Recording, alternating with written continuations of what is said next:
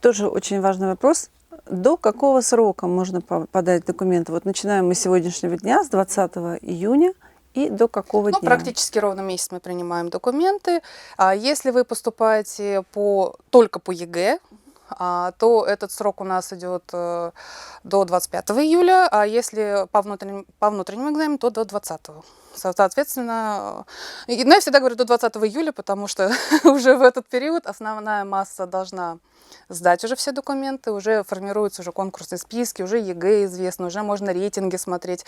Здесь уже самая такая начинается работа интересная, когда вот это все уже начинает двигаться, и уже самая-самая горячая пора. Уже можно определяться, где ты уже видишь, где ты проходишь по баллам, где тебе лучше, может быть, забрать документы, да, перекинуть на какую-то другую специальность. Вот это такой период. Лучше здесь немножко время оставить, не тянуть до последнего дня подачи документов, а иметь небольшой запас.